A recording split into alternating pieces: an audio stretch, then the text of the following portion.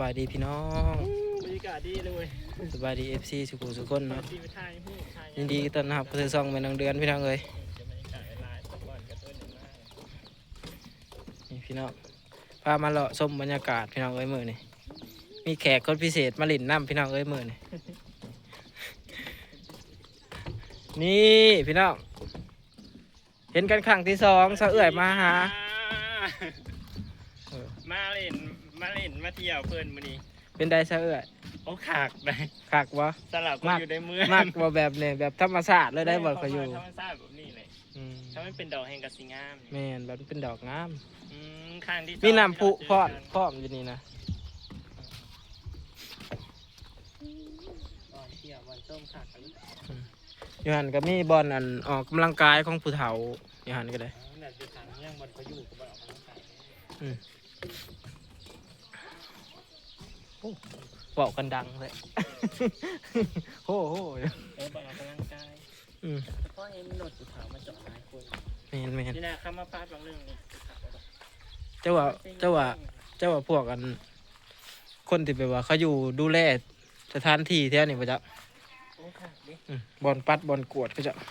ขึ้นไปก่อนไฟฟ้าวะมีบอกมีแต่มันหลอกเบิดอันก่อนสิส่งเรียกว่าไฟก็หายส่ง QR ก็ได้คือว่าแล้วไฟฟ้าของมันบอกไกล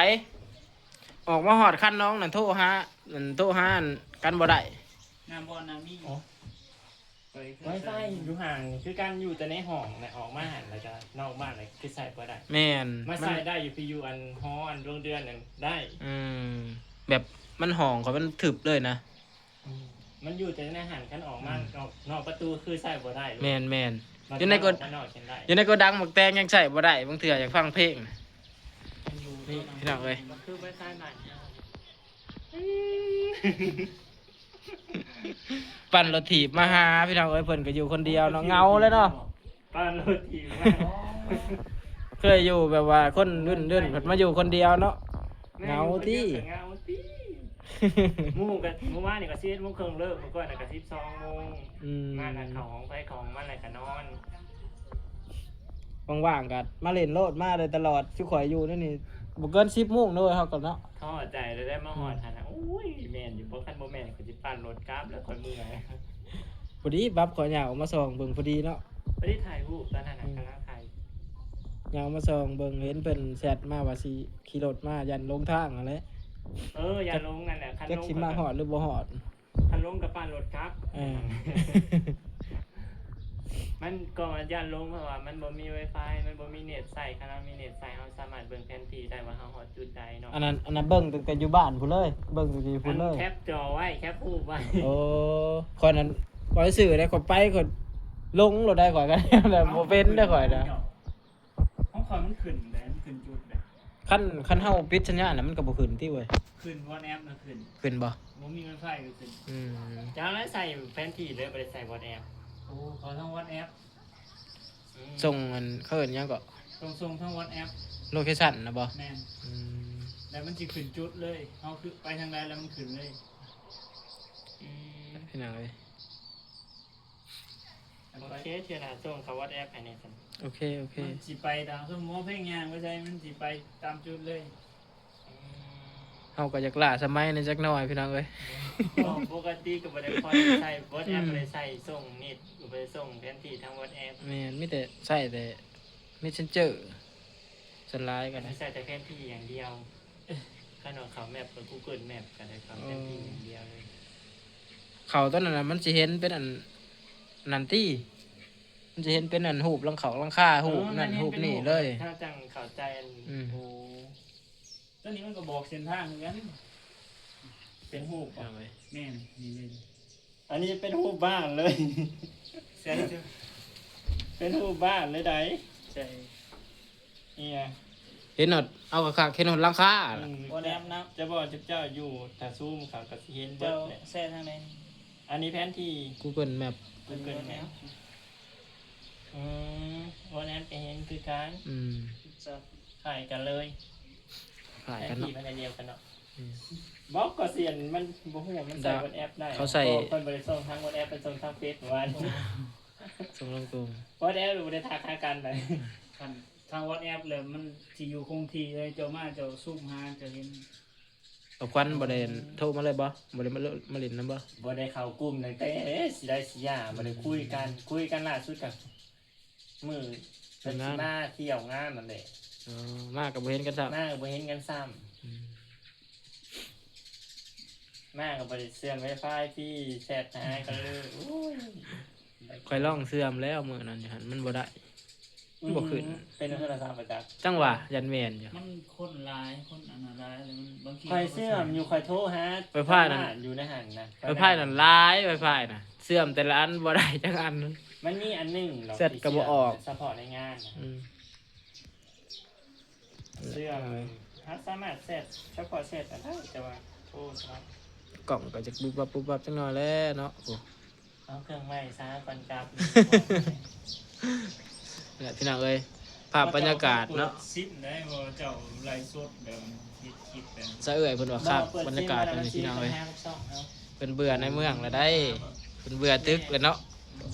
มันสิมีปัญหากับซ่องเพราะว่ามันบ่คือการกับอยู่บ้านดิถ้ามีปัญหามาคือจบเลยดิเขาซ่องบ่ได้บ่ถ่ายคลิปได้ ไปติดตามอะไรเดี๋ยว บ่ร้ายมือสั่นเพิ่น เอาช่องมาดูสิเขาไปติดตาม นั่นไหนติดตามเฮาแล้วบ่ล่ะนี่ ถามอยู่ พี่ ไหน น้องเอ้ย อันนี้เนาะ อันนี้ก็บ่ค่อยได้ลงคลิปพี่น้องเอ้ยบางมื้อก็ มันมืดถ้ามันแดดแล้วจะสิเมื่อยเนี่ย แม่น พอน้องเดือนก็บ่ค่อยได้ลงคลิปนะช่วงนี้ก็ได้แม่น้องเดือนก็แม่น้องเดือนนั่นก็สิได้ลงคลิปนะเขาเฮ็ดเวียกแบบว่าเบิดมื้อได้อันละใบนะเซาเอ้ยบ่ได้คือเฮาได้แบบว่าเลิกตั้งแต่ 9:00 น 10:00 นนะ ก็นั่งเล่น เอาน่ะสบายเกิน อยู่บ้านยังบ่สบายซ้ำนี่ซ้ำอ่ะ เพิ่นได้ บ่ เบิ่งคือแนวนี่คือสิมีปีหน้าอีกเนาะคะแนนนี่เนาะ คือสิบ่ท้อแล้วเนาะ นั่งเบิ่งก่อนแล้วเดี๋ยว คือสิมีปีหน้าอยู่คะแนนนี่อ่ะ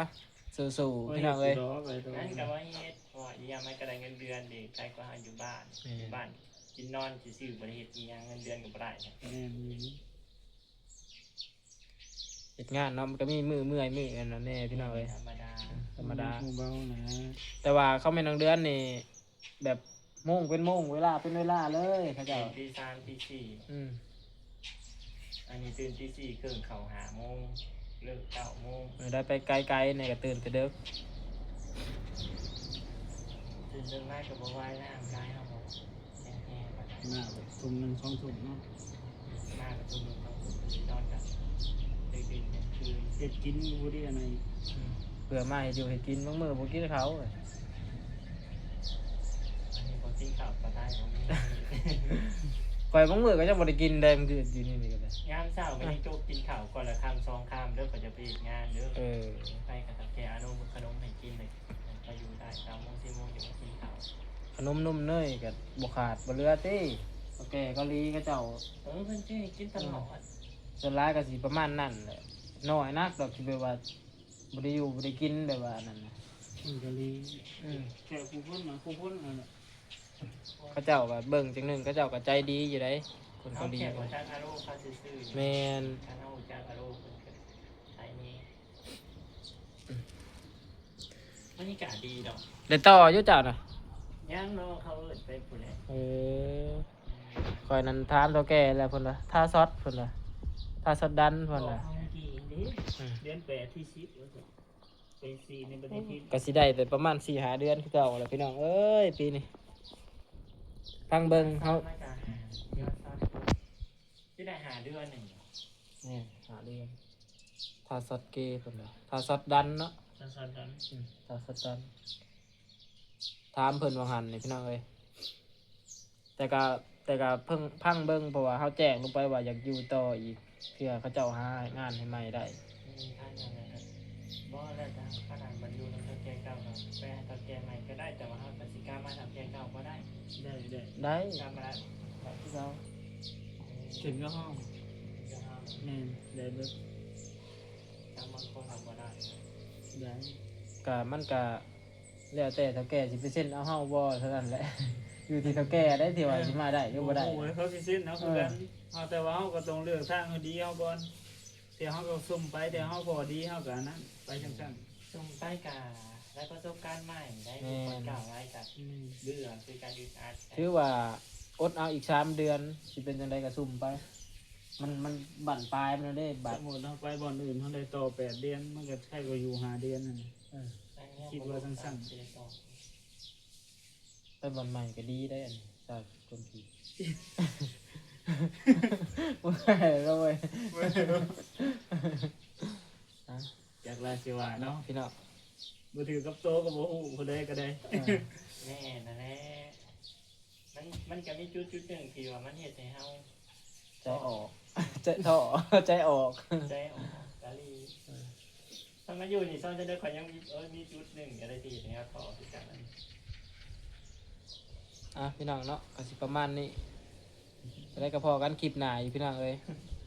มาเดี๋ยวมาเล่นน้ำอยู่บ่ได้ใกล้กันปานใด มาโลดตลอด แต่ก็ใกล้ตื่นอยู่นะ มาขั้นอันนั้นก็ไปเคาะห้องโลดปอกโลด 2 กิโล สไลด์อยู่ในห้อง เนาะ 2 กิโลก็ฟังแล้วแต่ว่าบ่อนมาแซงอยู่น่ะ10กูอ่ะกูได้ เจ้าไปเลยบ่ โอ้ไกลกว่าเฮาอยู่จ้ะ บอกว่ามันไกลคอยปั้นโดดทางสะพานอันน่ะกันยังบ่ไกลตื่นไป เดี๋ยว